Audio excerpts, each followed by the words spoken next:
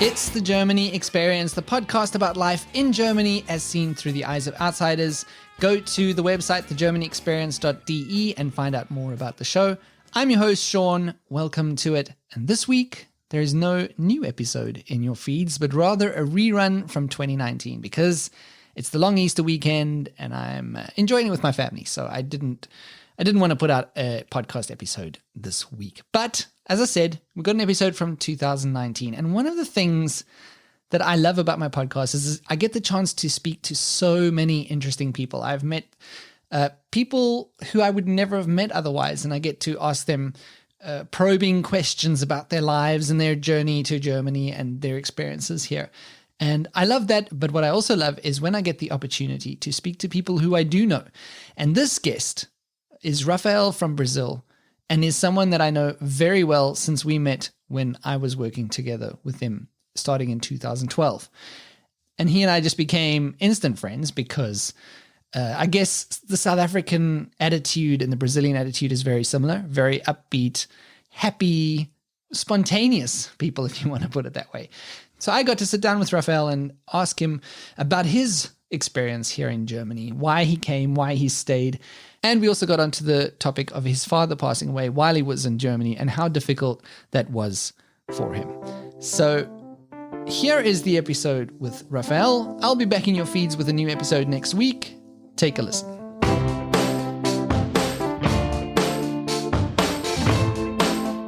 So this week, it's a bit of a different situation for me because it's not often that I get to interview someone I've known for 7 years.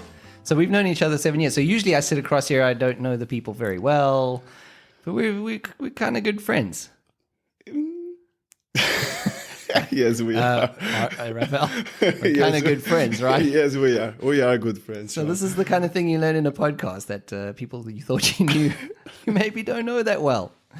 So I believe that we're friends. Yes, we are friends. You are from Brazil. Yes. And I am from South Africa. And before we start, I just want to say you sent me something the other day that made us both very proud as citizens of our countries. Yes. On the World Index, Rafael, we're winning. We are winning. We're winning. Yeah. Brazil and South Africa are winning. Brazil, number 1. South Africa, number 2. So we're winning. We're kicking some ass. We are. Literally. We're literally kicking ass. The problem is, it's the World Index of Most Dangerous Places to Live in 2019. Take that, rest of the world. Do you ever get the feeling that Germans and people from safer countries take it a little bit for granted here in Germany, how safe things are? Because, I mean, you coming from Brazil, you know what it's like to live in Yeah, that. they don't know what it's like. They have no idea, No. right? I always say when I came here that one of the reasons was because Germany for me was a safer place than in Brazil. And then I always say that I have to always walk with an eye back in my head, my head, in Brazil, in São Paulo at least. And here I don't need that, although I do it, but I don't need it. And they don't understand that feeling. No. I used to say that always when I get inside a train, on a bus, I check everything that's around, places, people that are there, just to know if there is something that can disturb me somehow. Yeah. And I don't know if they have that feeling they don't at all. And I do the exact same thing. It's exactly the same for me. When I, even though I've been here for 12 years, I still, when I'm driving and I stop at a red traffic light, I still leave a bit of space in front of the car in front of me in case I need to leave in a rush. Do you close your windows as well? I close my windows. Yeah, of course. I Even if it's 35 degrees outside and your air condition is broken. Okay, I might open my windows in that case. But yeah, I remember when I first got to Germany, I drove with some people to their village and they parked the car. It was my first week in Germany and we got out the car and then we just walked away from the car towards the apartment. And I was like, you guys want to lock your car? And he's like, no, we're good. And that just blew my mind because even in the safe areas of South Africa, you would still lock your car. Yes. Yeah. There was first time I came here was for work. I remember that one of my friends from work was driving us back to our hotel. And it was after a bar or something. Right. And it was around 2 o'clock in the morning. And there was a red light in a desert street. Yeah. And he stopped. And I started to freak out. What are you doing? What are you doing here? It was I guess, one of my first months here. I don't know. Yeah. Why don't you go? No, you have to respect the light. What do you mean respect the light? It's 2:00 in the morning. Nobody's going to come. You can drive away. Yeah. No, we wait. Yeah. That's very foreign. It's very foreign to us. Yeah. Yes. Okay. For me as well. You never do that. No. In South Africa, at 2:00 in the morning, a traffic light is just a caution sign. It's just a yield. So, but it's the opposite is true as well. When Germans go to our countries, they might not expect the level of security that they need, because we both have a friend named Timor. Timor, yes. And he went to South Africa, this friend of ours named Timor. And on the first day, he got scammed. Yeah. Although he knows us. Although he knows us, and we did tell him, be careful. Be careful, don't talk to people, but... And what does he do? Day one, asks strangers for help at a cash machine. Yes. That's not what you do in South Africa. No. So, yeah. Tell me a bit about where you're from in Brazil. So I'm from São Paulo. Okay. No, I'm not from Rio. I don't like Rio. I thought Rio was the only city in Brazil. No. Yeah, it's always a disappointment when I say I'm from Brazil. People say, from Rio. Rio. No, I'm not from Rio. I'm from São Paulo. Okay. But Carnival is in Rio, in São Paulo as well. Nobody knows São Paulo at all. No. Yeah. So I'm born and raised there. 12 million people living there. 12 million. Yeah. And then I moved to a very small village called Frankfurt in 2012. Why did you move to Germany? Yeah, so I was working in São Paulo for Ericsson, big company, and there is an office here in Frankfurt. And back in 2010, they needed help from the development team in São Paulo to help them with a big project that was going on. And my boss sent me with 2 other colleagues, and we spent 6 months here. We had 1 or 2 months as a back trip, let's say like that we stayed in São Paulo, then we came back for another time. And that's the funny thing. After I came back with the idea of moving to Germany for good. When I came back, I was feeling as a foreigner in my own country. And this was really strange. Everything annoyed me. The weather annoyed me. People annoyed me. The weather annoyed you. The weather in Brazil the weather annoyed me because, I don't know, although I live in Brazil and there's summer most of the time, like hot weather, I never like it that much. And after spending the winter here, I said, I love winter. More than I knew that I love it. That's got to surprise Germans when you tell them. Yes, a lot. Yeah. Anyway, so then I came back. I felt myself as a foreigner. So even walking, using the train was annoying me. Everything was annoying me. Just grumpy Rafael back in Brazil. I'm already grumpy by nature, let's say like that. But that period of my life was like the grumpiest that I ever had at all. And it was funny because one day I was talking with one of the colleagues that was with me in Frankfurt. And then he was saying, here everything works in Frankfurt, in Germany. You have good security. You have the S-Bahn, U-Bahn, all the trains, the buses that takes you everywhere in the city. You have a good infrastructure for schools, everything public works, hospitals and everything. If I didn't have a small baby, I would move here straight away. And I said, yeah, I don't know. And then he said, yeah, you were single, you could do that easily. And then he put this small seed on my mind. And then that started developing. And after I came back, it was April. And then in June, I had a talk with my boss regarding goals for the year. And then I said that I want to go back to Germany, but for good. And then he said that, yeah, I won't block you. And almost 1 year after, in February 2012, I moved. Okay. Yeah. And you're and still here. here. I am. Yeah. Still here. Was there ever a time when you thought of going back? No. There was never a time where you thought... No. Although several periods of my life since I moved here, not several, but quite a few ones that I missed home or missed my friends, it was just that I was missing them. Not missing home. To going back and live in Brazil again. Yeah. In São Paulo. Because here, for example, when I was still living in Brazil, I had to walk 30 minutes to take a train then plus 20 minutes to go to work, then more 5 minutes to get to work. Okay. And this 2 times a day under the sun, the heat, and it was disturbing me all the time. And then when I was working here, I was getting the train right up from the door from the hotel, going to work in 6 minutes, and that was it. I was not losing any time of my life. Of course, if you compare to other people in Brazil that have to drive a car for 2.5 hours because of traffic, it's nothing. Yeah. But when you see that there is something different that you don't like in your country, and you here is like nothing, there is no problem, you take that into account. And that these small things starting going together, and then suddenly you don't have only one small thing, you have a lot of things that fit together, and then you say, okay, it makes sense that here is where I can make a better life for me. Yeah. And has it been a better life, do you think, than you would have had in Brazil? Yes, I think so. What makes it better?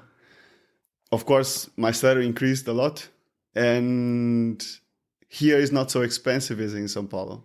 Plus, you have all this insurance that covers you on everything you do. And the public hospitals here, they work. In Brazil, you have always to go to private ones and have private health insurance as well. And here, I could start saving money, which I couldn't do in Brazil. And here, of course, I had the possibility to play and to do a sport regularly and be on a regularly with a team and do things with them and do the sport that I couldn't do that often in Brazil anymore. Okay. So you're a pretty friendly and easygoing guy. Yes. I mean, we made a connection pretty early on when we met, and you're an easy guy to get along with. Yes. A common theme on this podcast with a lot of guests is making friends with Germans and how difficult it is. Is it something that you've also found difficult? Yes and no. It was Jein. Jein, would say. One of the most famous expressions in German. In the beginning, it was, as everybody says in Brazil, we had the stereotype that Germans are very cold people. Yeah. And when I arrived here, of course, I felt that, but then I understand why they are like that. So in the beginning, they are cold. They first ask you thousands of questions. It's like a job interview question. After a while, a friend interview. Yes, exactly. And after a while, suddenly, I guess there's something that changes, a switch that turns on, and then you are inside on their circle of friendship. Yeah. So, but one thing that I did in the beginning, as I mentioned, that I have the possibility here to do the sport that I love, which is handball.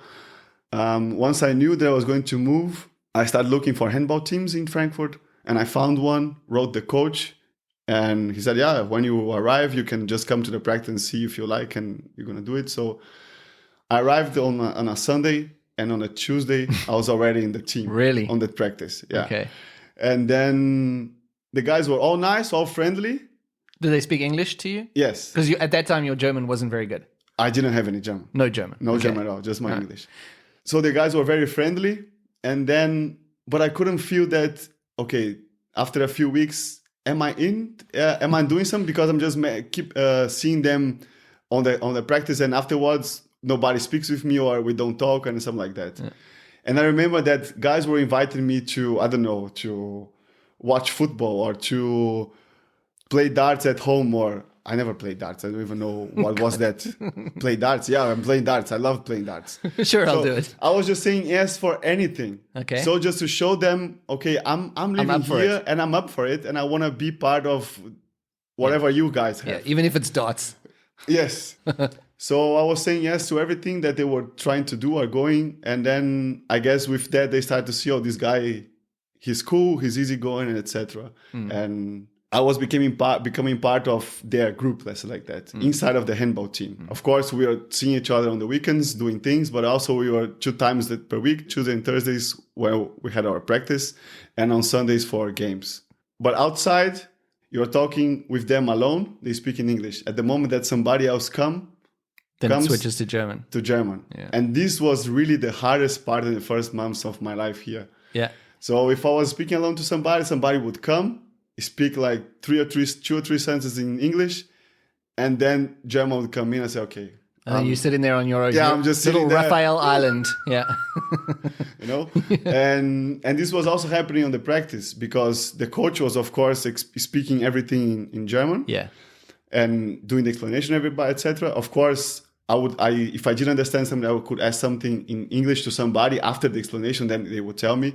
And then after a while I understood, okay, they're not gonna change for me just because I am there, so I have to do it mitmachen, as they say it, to do it together. Yeah. And somehow I got over that. But this wasn't the team sports. And the other thing is that I realized was at work. At work is a different place to make friends. Yeah. First, because they are not all the same age, or let's say like that. And I don't have the feeling that a lot of people at work, they can split between friendship and colleagues. Okay. Either you are a colleague or you are my friend. Maybe you can be my friend, but you are a colleague. Yeah. You are my colleague. So from work, I made very few friends. How dare you, Rafael? Yeah, sorry. A few good ones, though. Few good ones. And now I remember something. We talked about him already today, Timo. Timo. Yes. And I remember I got in contact with him because we were in the same team when I arrived in Frankfurt. And he seemed to be a pretty nice guy when I met him. So I say, okay, I have to try to make friendship with this guy because he's on my team and we're going to be spending a lot of time together. And I remember that I was, the first week when I arrived, he said, on the Friday, a friend of us is playing music. He's a singer in a band, a colleague from us. You want to come? Yeah, of course. I want to go with you guys anywhere. There's Rafael saying yes to everything. Again. Yes, exactly. And this guy had to be you, Sean. Yeah, I was the guy singing in the band. Yes. So you went there. It was really cool. And then on the same day, Timo suggested to go to a bar, to a club afterwards. We all three did something together. So, okay, I have to stick to these guys somehow, always. And then I remember one day or several days, hey, Timo, what are you doing today? It was a Friday, for example. What are you doing today? Today I can't. I'm doing this or that with my girlfriend or this or that. What about tomorrow? Tomorrow I'm blocked. Okay, about next week? Yeah, next week I can't. Okay, so then we see. Then this happened several times. And then you start thinking, he's not interested. No, I could never get to him to do something like in the short term. Okay. It was always like in the 3 weeks, 4 weeks, or right. I don't know what the hell is that. I never expect that. In Brazil, you call somebody on the night, hey, what are you doing? Nothing. Let's go for a beer. Let's go, I don't know, play football or play video games or whatever. And then it was really hard to get something. And with the handball guys, that didn't happen because they were inviting me to things. So maybe they had these things planned for a week later or for a week in advance or 1 month in advance. I don't know. Yeah. So I was not seeing that from the handball side. And then I remember that some months afterwards or some weeks, I don't remember exactly. I remember sitting on my office on a Friday, working. Timo comes, knock on my door. What are you doing tonight? I don't have plans. Let's go for a beer. What? And you're like, holy crap. Are you talking to me? You talking to me to go to a beer today, like spontaneously? Okay, let's do it. And then it started developing. But I guess this is what I always say to people when about the Germans. I think they learn a bit of how I am. Yeah. And they got this thing from me. Yeah. And I got these other things from them of being like little bit not so open all the time and being not careful, but careful with the quotes like that. Yeah. And I like this exchange. And I think that's a good point. I think that it's a very good point that they get that feeling from you and you get that feeling from them. It's kind of, you learn from each other. How are we going to deal with the situation? How are we going to be friends? So they can be a little more spontaneous because German friendships do need planning. It's exactly right what you're saying. If you're going to be friends with someone, it's very seldom. And of course, we're generalizing because I work with people now, some Germans who are very spontaneous. Yeah. And it could be that I need more planning nowadays because I got a family and whatever else. But it's in general, I think they are less able to do spontaneous things with people that they're not yet friends with. Yes. Yeah. I like this exchange and I like first that I like to say that you have to first get inside on their culture so they can get inside your culture. Yeah. How they are. Yeah. And this comes also a lot with the willing of the person who is living here to learn the language. okay, I don't judge. If you want to live here and don't be part of the culture and stuff, but you then don't you're have missing to. out. But you are living in another country, Yeah. and you are just maybe meeting people from your country, Yeah. and I think you miss out on the culture and the experiences. Yeah, and that's of course. half of why you're moving to another country, I would think.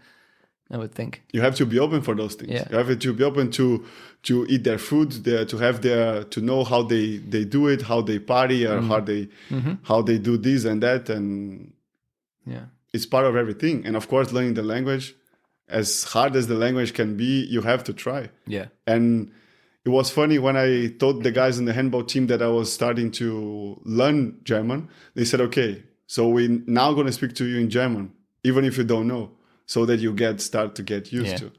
And I remember in the end of the first season, the guys always do a trip to celebrate the end of the season. And on that season, I guess we went to do a boat trip in the Netherlands. Mm-hmm. And I remember on the way, friend of mine, very good friend today, he was teaching me in the car, German verbs, the basic ones. The whole trip? The whole trip. Yeah. Also in the boat, other guys was... It was strange, but it was nice, you know? We were like there drinking beer, speaking English, learning some words and stuff like that. And it's nice. You have to be open. And the more you try to speak, the more they see, okay, this guy is trying. He's really willing to learn the language and stuff like that. Yeah. Just to come back to the handball for 1 second. Yeah. I'm going to put it in the show notes if you agree on it. But there's an amazing picture of you yes. flying through the air. Yes. Majestic. Yeah, it's a nice one. It is a good one. I've never had a picture of me that is that great. Have you ever played handball? No. Okay. No, I haven't. But I've never done anything in my life that looks that good in a picture. When I met you, your German obviously wasn't that good, but your English was very good. Yes. What has living in Germany done to your English? Because you hardly speak it anymore. Yeah, you have seen now. I don't remember English words anymore. Yeah. And because in the beginning at work was only English, then I started learning German, and slowly I could start getting some words, saying some sentences. And then at one point at work, people would start the meeting in German. And if it was too difficult for me, we would switch to English. And at one point, I was doing everything in German. And then I was trying to catch up with German at the meeting at work. And then at some point at work, I was just speaking German. But one thing that was hard in Ericsson was that, for example, you, Timo, and other guys that I met in English, I could never switch to German with these guys, you know? And this was hard in Ericsson. Then when I changed jobs to the new job, I met everybody in German. And there were no English-speaking people in my team. There aren't. And I kept German. Yeah. So German became, now that I changed, let's say 98% of my time is German. Also in the handball team, as I said, the guys, after I started learning, they never spoke English again, only when they were drunk. Then they started speaking English to me, which was funny. That's weird. Yes. And then because of that, my English went really bad, worse, let's say like that. And I forget words. I not so fresh anymore. And I know, because earlier on when we were talking, you used a Portuguese word, Yes. a German word, and an English word in one sentence, and I was like, "What?" Yeah, it's What? one at the one side it's good because I get to get my German a little bit better. Yeah, And I don't depend on English anymore. So it even feels weird for me to speak English nowadays. Yeah, For example, because I'm not used anymore. But on the other side is bad because my English got a really decreasing curve, let's say like that. Yeah. But it's fine. English, it always comes back. It's like my Portuguese. My Portuguese is even worse than my English. When I go home, I cannot even use German words because my mom wouldn't understand. Yeah. So, with the problem with living so far away from home, Yeah. is that you're far away from people back home. Yes. And you've experienced some tragedy while you've been here. Yes. You had some tragedy back at home. Yes. When your dad passed away. In fact, it's almost 5 years to the day. Yes. Tomorrow, actually, it was going to be Tomorrow is 5 years. 5 years. 5 years to the day. What is it like going through something like that and being far away from home? It was really hard because I couldn't be at his funeral and I couldn't be with my family when it happened. But on the other hand, this might sound strange, it was also better in a way because I could keep doing my things to try to shift the focus. But it's hard because it's not like you can take a flight for 1 hour and then you are at home. You have to take a flight for 12 hours. Yeah. And that costs a lot. It's expensive. Yeah. And also, it was a really long process. What happens to my dad? He had a heart problem. And then it came to a point that he needed a new heart. So from that point on that he needed a new heart, he spent a lot of time at the hospital with his wife, waiting for the heart. And this condition was getting worse and worse and worse. And suddenly, in one point of time, he got the heart. And I said, okay, now things can be better. And the thing is that you are here. I was talking to him and talking to his wife, and they say that everything's okay or everything's not so perfect, but you actually don't know because you're not seeing it. Yeah. You just have what they are telling you to go by. And you have some pictures that somebody sent you or that you see it or whatever. And this was in 2014 at the World Cup that happened in Brazil. And I had planned to go to the World Cup to see some games. And on my last week in Brazil, I spent the whole week with him at the hospital. And I remember when I got there, not for this week, but when I arrived there, I went to the hospital room and I saw my dad. Man, that's hard. That's not my dad. Yeah. You know what I mean? You haven't seen him get to that point. You have the old picture in your head. You have the old picture, and I have the picture that where on the point where he is after getting the new heart. Yeah. And my dad he was like me. He was always doing sports and stuff like that. And he played tennis, he played football, and he was a sport guy. Let's say like that. And then you go there and you see your dad, like he's totally thin. Yeah. He couldn't walk anymore because he was laying down for so long, like 6 months, waiting for the heart.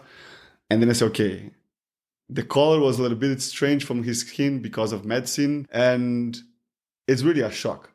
You had to hold to yourself to try to not show that you are impressed with how much shock. You don't want to let on how much of a shock it is to see him exactly. like that. Yeah, then we spent this week, and I'm glad that we did that, and this was in the end of some point in July, and then it came that in September 15, 2014, he passed away. He couldn't. Okay. There was a problem, not with the heart, but with his lungs, and then yeah. And you were back in Germany when he passed away. I was at work. It was a Monday, and my mom wrote me asking if she could call me. Did you know at that point? I said, okay, something happened. Yeah. And then when I called her, she got on with a different voice that I cannot talk to you. Then my aunt came, and then she told me. Yeah. And I remember that on the day, I was sad, but I was relieved. Yeah. And I don't know, I can't explain, because my dad, he fought so much for his heart and with the things that he had, that I don't know if he would have a good life after he left the hospital, because he couldn't walk. He had to do things for his kidneys. This how do you call this? Dialysis. Dialysis. Yeah. And would have been very hard to do that without the hospital, like doing alone. It would be very hard for him. Yeah. And for the family living with him. And I was like numb. You say numb, right? Numb, Yeah. Yeah. I can remember that I got home and then I thought I was going fall down and break down and just keep crying. But I was sad, but I couldn't cry. I couldn't cry, but I didn't get into that state. So I thought, okay, why am I like that? My dad just passed away. Yeah. And then it came to me that it's not on that moment. It's on what happens after that. Yeah. That's the problem. Yeah. Every now and then, I always connect with my dad through sports also. And as my dad watched Pelé playing, and I watched Neymar, is a very silly comparison, but Neymar played for Santos. Pelé also played for Santos, the football club that he was also supporter. I connect this thing, you know? Yeah. And every time Neymar did something, I want to say, I always send to my dad, did you see what Neymar did today or the game on the weekend? Yeah. And remember that after my dad passed away, Neymar would score do a hat-trick, 3 goals in a game, and then I have to write my dad, my dad's not there. Yeah. So these things start getting me down. And like watching a movie, seeing something happen between a father and a son, this also kills me till today. Yeah. And this was the hardest part, not being at home. Because if that would happen, I would have my mom there and I could go cry for it, like a little child, like that. Yeah. And being alone here, that was the hardest part ever. Yeah. One thing that I remember, I couldn't be in the funeral, in the ceremony, and I remember that I wrote. I talked to my mom. Mom, should I get a flight to go there? I said, I don't know. It's too expensive. You're gonna come here, okay, for the funeral, but then what are you gonna do? You're gonna stay at home. Stay at work, go to work and do your things and just keep your head somewhere else. Not every time on what happened. Mm-hmm. And then I said, okay, then if I write a text, can you read out loud? And then I wrote a text and I remember that I said, hello, everybody, something like this. Why are you all crying? If my dad was here, he wouldn't like you to see all crying. Mm-hmm. You should be happy. You should remember how happy he was. He was always making fun of everything. And he was very positive and stuff like that. So please smile or things like that. So, and then my mom said that everybody was very emotional because of course, everything and what I said. And I got messages afterwards from friends of my dad and stuff like that. And it was for me as if I was there. So when you're far away, you try to do things in a way as if you were there. Yeah. For example, birthdays of my mom, I try to buy something on the internet to make deliver to her, for example. It's not the same, but you try to make yourself present. Yeah. So this what you start learning and nowadays with the whole technology, Skype, WhatsApp, video calls and everything, you can be more in. I actually attended my grandmother's funeral by Skype. By Skype. Because I was already living in Germany when my grandmother passed away and I was quite close to her. And they set up a Skype for everyone who couldn't be there. And it was amazing because I was there. I even dressed up at home. Yeah. I was in my apartment in Würzburg and I dressed up in a suit as if I was going to go to her funeral and I attended over Skype. So it is technology that really does help bring you closer when these things are going on, because it is times like this that you feel far away, but like you say, with technology and with being able to message each other, it's like you're there in some ways. Yes. Yeah. How do you get off a topic like that onto the next one? Whew, I don't even have a segue. I don't. What have I got nothing, Rafael. I got nothing. You are getting married. Wow. Let's gear change this bitch. Yes, I am getting married. You are getting married. You have a fiancé. Yeah, a very beautiful Bulgarian. You come to Germany and you end up with a Bulgarian woman. Yes. My mom got crazy that you're going to go to Germany, meet a German woman, your kids are going to talk German, and I don't speak any German. And now what I did, let's make it harder for my mom. Let's bring in a fourth language. Yes, let's bring in Bulgarian in this game. Oh boy. And now we are on this... whole planning for the big wedding day next year in Bulgaria. Is that going to be in Bulgarian?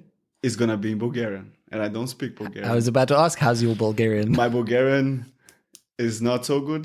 I start learning, but very few words. I had 12 classes only, and now I'm continuing doing by myself with the book, and I have a You have a teacher at home? Yeah. Yeah. And funny thing is that she's starting next week Portuguese. Oh, So we're gonna be exchanging learnings and things. But I don't think I will be fit for the wedding to understand everything that's going on no. Do you at the church or at the party. at least know about some of the traditions that are going to happen? Yes. What happens what happens at a Bulgarian wedding? It happens a lot of things, man. A lot of dancing. A lot of dancing? Lot of Sounds dancing. so far like a normal wedding. No, it's dancing that you never seen before. What? Yes. What kind of It's dancing? Do you have to learn a new dance? Yes, you do actually. Really? Yes. It's like that. You have levels of dancing. Levels? Levels, yeah. What do you mean levels? Levels of difficulty. Like you have the easy, the medium, and the hard. What? Yeah, the easy medium one I can do it. My fiance can do as well. And we were in a wedding from a friend of her a few weeks ago, and something would happen, like some tradition or whatever, and then suddenly the music would come on, Yeah. Bulgarian music, and suddenly everybody would stand up and say, "What's going on here?" And everybody would do a circle and start doing the dance. The same dance. The same dance. Everyone knows the dance. You hold hands and you start dancing in circle, and you do the steps, like one to the side, to the left, and then you Did go. you know the steps at that point? I know because I spent a New Year's there, and on the New Year's when it's midnight, the also whole do the dance. crowd dances together. Okay. And I did that with my back in that time girlfriend. And yeah, we have to learn. But good that her uncle knows how to dance very well, so we're probably gonna learn from him. Do you have to dance at the hard level when you get married? Is that the prerequisite? Yes. That's the ultimate. Yeah, the ultimate, yeah. I'm picturing I don't know what I'm picturing. The last scene of Dirty Dancing or something. No, it's it's not that. dance. No. It's like it's like a choreography. Yeah. Okay, the easy one, you have like 3 or 4 steps to do it. Then you repeat them all the time. Okay. And then the hard one, you have let's say 4 or 5, but they have some tweaks that make you a little bit crazy if you don't know what you're doing. Yeah. And I need to look at YouTube videos about this. Yes, Are there YouTube videos? Of course there are. There is. I need to check them out. So you have these dances, and normally you have some guys come with some drums and they start dancing, doing some typical dancing. Mm-hmm. And this is quite interesting. They also have some traditions with a huge bread. So the bride and the groom, they stand face the groom. They stand back to back, and they hold the bread on their heads. Okay. And then they have to push to their side, like try and pull the bread over their head. Yeah. So the one who pulls the biggest part is the one who is going to bring money to home. Okay. Be responsible for working and making the family good in that. So you don't want to really pull the bread that hard. No. That's what I'm saying. You maybe want to let that one go. I'm trying to picture you and Penny because you're relatively tall and she's quite short, and I'm trying to picture you guys holding a loaf of bread above your head. Probably I'm going to sit down and she's going to stand up. I don't know. And then the one who gets the smallest part is responsible for cooking, cleaning the house, and all these things. Okay, maybe you do want to pull that.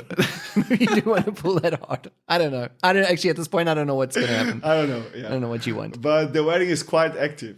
It sounds like it. It's very interesting. You do a lot of things after another, and sounds like fun. There's a moderator who's do this, do that, this happen now. In Bulgarian, though. Yeah, but in our wedding, we're gonna have a translator there. Okay, for the guests that maybe don't have a clue what they're doing. Yeah. Very good. Yeah, yes. That is very exciting. So Rafael. Yes. What is to finish us off? What is the one piece of advice that you would offer to expats coming to Germany?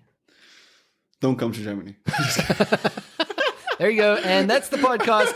We won't be having any more episodes after this. No, just kidding. Come to Germany. Be open for the Germans, for their culture. Please learn the language. Mm-hmm. And don't get mad about their way of being, because you probably have your own way of being, and this would also be strange for them. I remember when I came, Timo got always annoyed of me being so relaxed and so not being relaxed, but the way I behave when we were in a club or in a bar or talking to people, or I don't know. Not that annoyed, but he was seeing that it was different. And the same thing happened with me when I was seeing German. So it's normal. It's going to be different because it's another culture, it's another country. And just be open-minded and, and be happy. I don't know. Be happy. Yeah. Good advice, Rafael. Yeah. I don't know. This sounds silly, but no, try to it is. It's good happy. enjoy Be positive. because- I think a lot of it is an attitude thing as well. Yeah, When you're positive and happy, be positive, yeah. it rubs off on people, and they are also, you have more impact with your attitude than you think you do. Yeah. Very good. Rafael, thank you for coming to visit. Thank you for coming on the show. You're very welcome. It was a great chat, and thanks for your openness in discussing these things. I really appreciate it. And good luck for the wedding. Thank you.